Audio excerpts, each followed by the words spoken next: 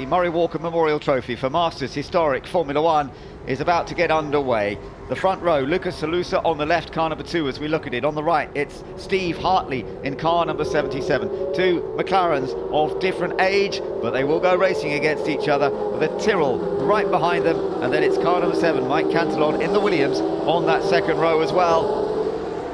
Lights go out and the Formula One Memorial Race is underway. Good start from the pole sitter Lucas Halusa, but how long can he hang on for? And Michael Lyons, the winner from yesterday, being quite cautious into Abbey Corner, not really going for a big lunge. He's got time to make up some places in this race. But Halusa it is from pole, who takes the initial advantage. Steve Hartley in second, with Jamie Constable running up quite close to him in the Tyrrell, not alongside, and they're all one by one. He is going up wide again as they go into the left-hander at the loop, but the race is still being controlled by Lucas Halusa for now. Steve Hartley in second place, good battle going on further back, and yes, Michael Lyons is gaining places.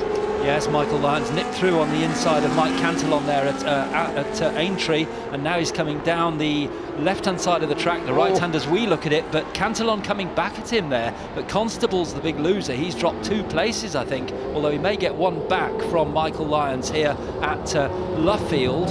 Cantillon's gone all the way around the outside, Michael Lyons going all the way around the outside as well, and I think he might well get ahead. Yes, he does. Gets ahead of Constable on the exit of Luffield through Woodcote Corner. So Lyons up to 4th, but still leading. It's Lucas Halusa from Steve Hartley. From in 3rd place, it was Mike Cantillon, but I think it's already Michael Lyons gets through on the inside at Cops Corner. So, moving his way up from 5th on the grid, the winner from yesterday, very different conditions then, has got himself into 3rd. Now he's got those 2 McLarens, and the Williams behind him is still quick in a straight line, I have to say, not being able to attack quite so much as they go into Beckett.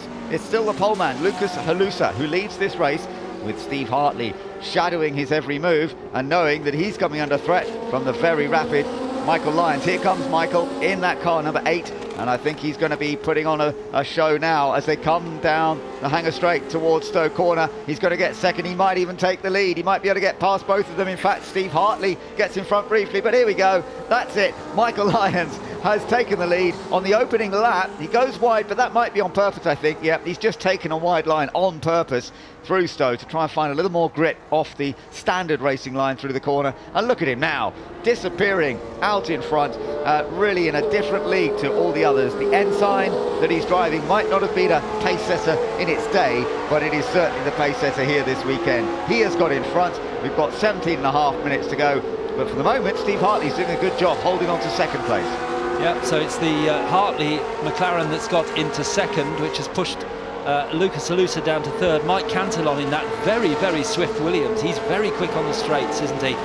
So he almost got up into second place on the hanger straight last time, but just couldn't convert it into that position.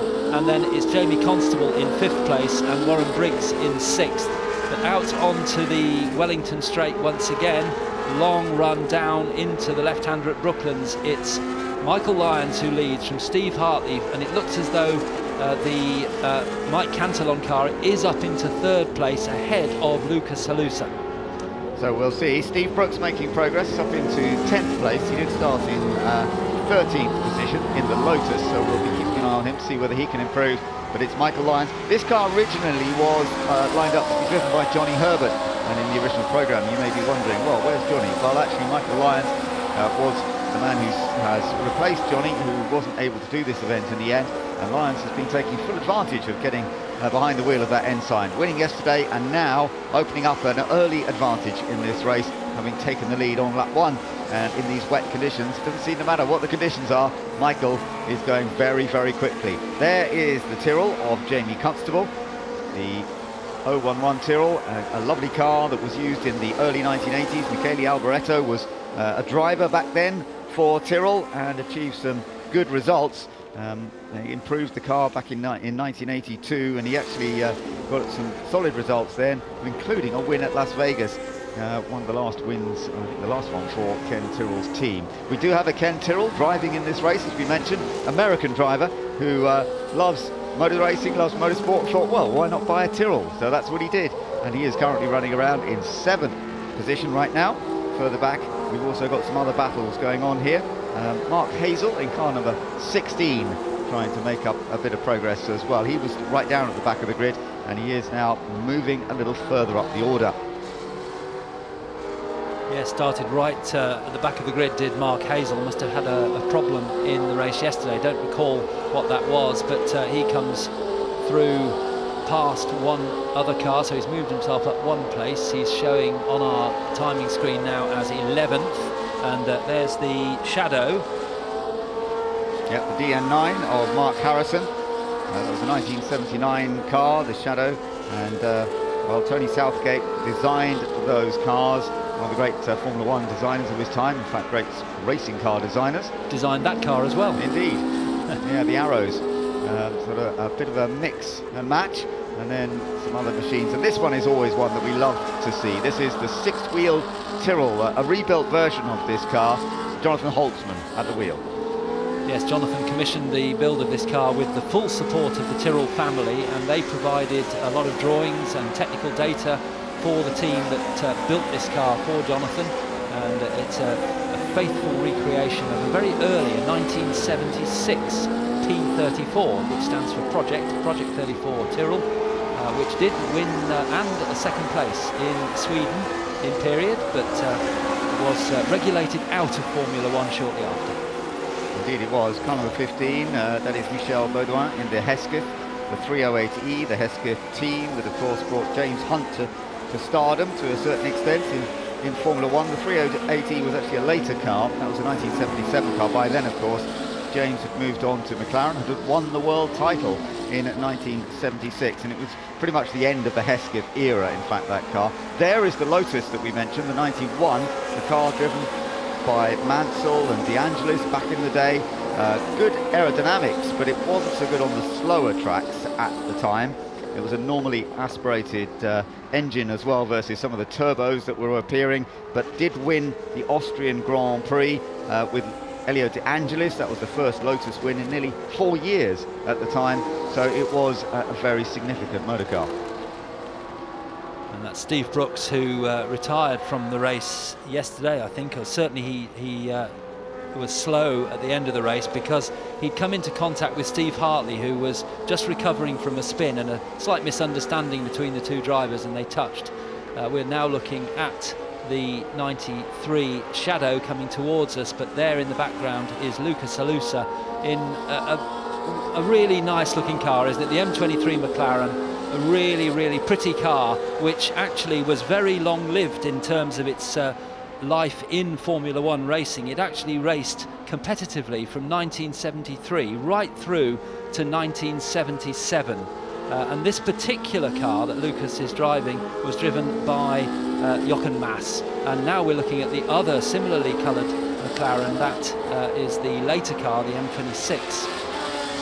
Yes, indeed. So heading down the long straight, this is still Lucas Alusa, the man who started the race on pole position in the M23, as you say.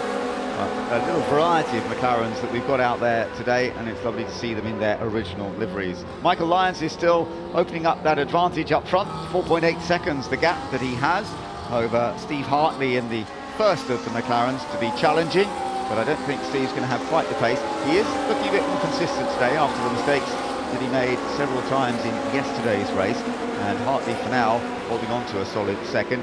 Lucas Alusa with Warren Briggs chasing after him. Warren in that different version of the McLaren, the M29, built in the late 70s, and at the time that Ron Dennis was taking over the McLaren team, the team at that stage having been run by Teddy Mayer, but it was a change of period for McLaren and going into a very successful period indeed. There is our race leader then, Michael, just putting it all together neat and tidily as the six-wheel Tyrrell is racing up against the number 19 car of Chris Perkins. Chris is driving the Surtees TS16. This wasn't a front runner in its day. The Surtees team by this point was really beginning to struggle a little bit. Carlos Pache and Jochen Mass were driving, but it wasn't a strong year in 1974. And also there was a rather nasty incident when Helmut Koenig raced at Canada, and then sadly lost his life racing at Watkins Glen. John Watson, drove a modified version of the TS16 the following year. The car struggled somewhat on the Goodyear tyres at that time. There we've got the Benetton, car number 3 of Ian Simmons. Sorry, I say Benetton, it's actually a Tyrrell. It was Benetton sponsored in those days, but it was the Tyrrell. Easy mistake to make, that one. Yeah, absolutely. Yeah, it was a Tyrrell of 1984. And beautifully liveried. And of course, Benetton became involved because they bought into Formula One. They obviously loved being involved in a big way. It became a very key part of the whole team side of things. It was originally the Tolman team that they then took over. And they've actually got a Tolman running in this event as well. So that's all part and parcel of the history of it. Phil Hall running the Tolman, I think. Is he running today? I don't think he was running, wasn't he? Earlier in the weekend, but sadly he's not made it into this race. Bit of a battle going on there, as also the Lotus is continuing to make more progress, but Halusa, a bit of a slide there from the Lotus. Halusa coming under a bit of pressure. I think he's lost the place now.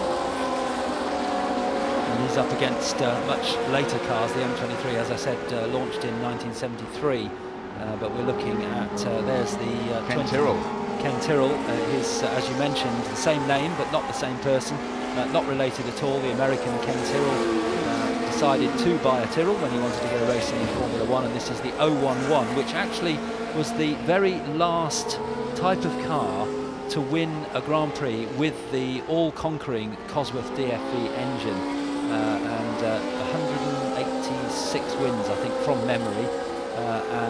This type of car, the 011 Tyrrell, was the car that had that engine in the back for the last win of that great sequence. Yeah, lovely to see. Michael Lyons still our race leader, by the way. There is a drive-through penalty for car 19, I noticed, come up on screen. Chris Perkins in the Surtees. Jump start, they've said, but presumably he was out of position as much as anything, maybe at the start of the race. So a jump start, and that means that he has a drive-through penalty, sadly. Well, we'll have to see exactly what's going on. But for now, that's been a good move up for Ken Tyrrell. He's up to 5th place now, the American driver, but ahead of Lucas Halusa. Steve Brooks is still chasing down in the Lotus, and Warren Briggs is not far behind in the other McLaren as well. 16 cars on the entry list here. I'm sure that if situation for travelling from Europe had been a little bit easier this year, we would have seen a few more cars out. There's certainly a lot of European drivers with some beautiful historic Formula One cars, but I'm sure that has limited to a certain extent the number of cars we've got for this race. Yeah, sadly we've had some pre-event cancellations of travel with travel problems for some of our European drivers, particularly, who love to come across for our races here in the UK, particularly the Classic at Silverstone, which is one of the highlights of many classic and historic racing drivers' years, as Steve Brooks still trying to get past Lucas Halusa. Lucas doing a very good job indeed in a much earlier car than the Lotus 91 of Steve Brooks that you see there in the iconic colours, the black and gold. How many models of that car and the earlier versions of Lotus that used that colour scheme are there on shelves of houses around the country? It was so iconic at the time. It was, and it was a great, beautifully done livery. Very snappy out of Luffield, though. We've seen that a few times. When he gets onto the power coming out of the slow right-hander at Luffield, it really tends to snap away on the rear end. So I think he's being a little bit cautious at some elements, some areas of the circuit, because it's not giving him a lot of confidence. Those days, you can see how the driver sat a long way forward. They did change that. They changed the rules that the pedals had to be behind the front axle line. At that time, the drivers did sit a long way forward. In terms of getting the weight balance right on the cars, that's what they did. He is going for the move, and this time Steve Brooks has got past Lucas Halusa, so he has gained that position. He's now into 6th place, taking it a little cautiously on some parts of the lap, but now beginning to pick up the pace. The track is drying up a little bit, no doubt about it. They're kicking up less spray than we saw on the opening lap, and although there's not a dry line as such, it's definitely getting a better line through some of the corners as they head up the start-finish straight. Lyons now has a lead of 9.3 seconds, very comfortably out in front, still setting the fastest laps. He did a 2:11 just a moment ago, a 2:12 for Steve Hartley in second place. There is our race leader. Quite a lot of spray still up at the top end of the track there, as you can see, but he's cooling those tyres. He's moving offline sometimes just to make sure that those tyres will last the entire distance. It looks pretty good through Cops, bit of water on the exit there, but you do want to protect the tyres and not let them wear out before you get to the end of the race. Thankfully it's a relatively short race from a Formula 1 point of view, so I don't think it will be an issue wearing these wet tyres out. Coming through the Beckett's complex, and with the wet track not as quick through there as we saw yesterday, but now down onto the Hanger Straight, and straight away Michael moves over onto the wettest part of the track just to cool off, as Ben was describing, cool off those tyres before he then turns into Stowe Corner and through the long right-hander. Then it's downhill into the Vale. The car disappears behind the bank there as it drops down, and then into Club Corner left, and then the long right, which leads us to the finish of yet another lap for our leader Michael Lyons, comfortably leading now by around 9 seconds. Number 8, Michael Lyons, our very comfortable leader in this race right now, as second place, number 77, Steve Hartley, is holding on in there without making any mistakes so far. So that's a definite bonus, no doubt, after he had struggled a little bit yesterday. We are watching him now. Car number 77 started in third place on the grid for this one, and I think there's a good opportunity that he's going to hold it together. He did manage to finished reasonably well yesterday, but he was after, as I say, a couple of mistakes, so he missed out on a podium. He finished in 4th position. But the Williams going well of Mike Cantillon, not far behind.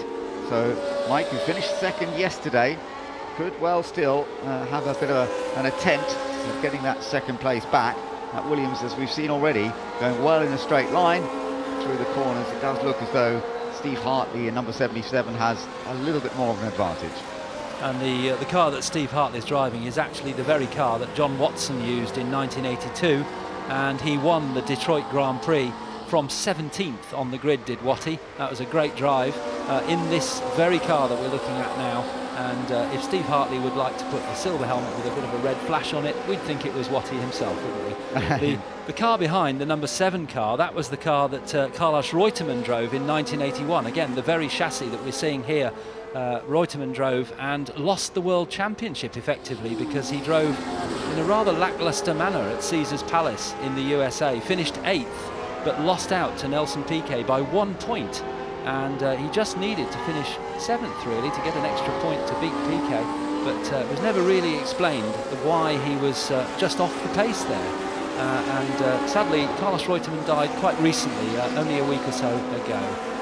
A period that was of Williams versus Brabham, wasn't it, in terms of winning World Championships? You had Alan Jones winning the title in 1980, Piquet then won it in 81 in the Brabham, so that was one each, and then Williams won it back again in 82. That very hard-fought year. That was a year that was good for John Watson. He was actually a contender going into the final round of the championship in 1982, but it was Keke Rosberg who emerged in front, and Williams took the title. But then the following year, again, as you say, it was Piquet in the Brabham who retook the title in 1983. And then we got into the period of strength for McLaren as they came back on the scene with Niki Lauda, Alain Prost, and then Williams soon came back on after that as well. So a wonderful period of motorsport. Oh, look at that slide from Michael Lyons. He's thoroughly enjoying himself in this Ensign, isn't he? He is, but he's a real thinking driver, is Michael. He's been racing, as I say, for some time now, and but he's a real thinker, and he's thinking, I just need to keep these tyres slightly cooler, so he's going on the wetter parts of the track, but when the opportunity arises, he's having a bit of fun, getting that car very sideways. It's going to be quite tight to know whether this is his last lap or not, but when he comes across the line, will the clock be at 0 or not? It's going to be quite marginal, so keep your eyes open. The rules are, once the clock goes to 0, then the next time the car crosses the line is when it sees the checker flag, but it's going to be fairly close run thing. It could be the final lap here for Michael Lyons, and he's definitely on target for 2 straight wins in the 2 memorial races. In memory of the great Murray Walker, the commentator who would have covered all of these cars back in period, who commentated alongside James Hunt, the man who won the title in 1976. Their relationship was a funny one. It wasn't always perfect. Murray and James didn't always get on, but the net result, the commentary, was always fascinating. James would always add very distinct comments to Murray's general text, if you like, and it made for a great pairing. Even if they didn't always get on well, ultimately they did actually work extremely well together, and it was so sad that James Hunt was lost to the world much earlier than we would ever have thought. So, is he going to get across the line before the clock goes to 0? It's going to be pretty marginal. 5, 4, 3, 2, 1. And it's going to be checker flag, I think. Is it just out or not? No, I think it was 1 second. 1 second at the line. He's going to get one more lap. Well, that's fun because he gets to drive another lap. And so does everybody else. So when you've got a chance to drive a Formula 1 car around Silverstone, it's nice when you get the extra lap.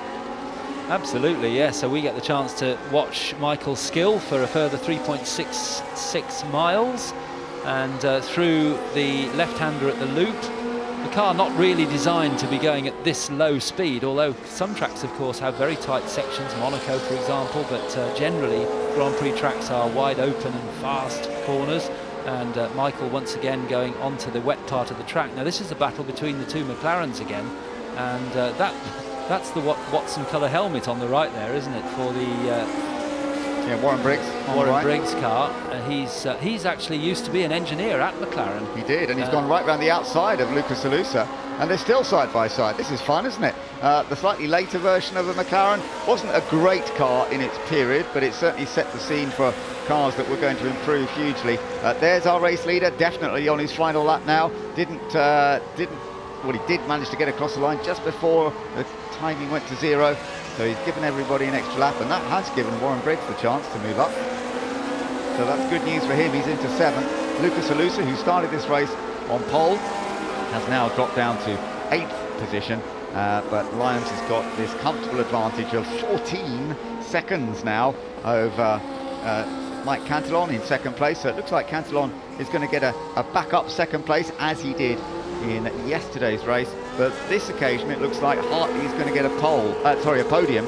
Hartley will get a podium this time. He finished 4th last time, but I think he's going to beat Jamie Constable, who finished 3rd yesterday. The gap between them is pretty substantial, so I don't think there's any chance, unless Hartley makes a mistake on this last lap, he's going to miss out on 3rd. Into the last 2 corners then, and Michael Lyons has been the dominant force in the historic Formula 1 races here at Silverstone this weekend. He takes a 2nd clear victory by a big margin. Many congratulations to Michael Lyons, driving the Ensign and showing everybody how to play. We've got the others coming through.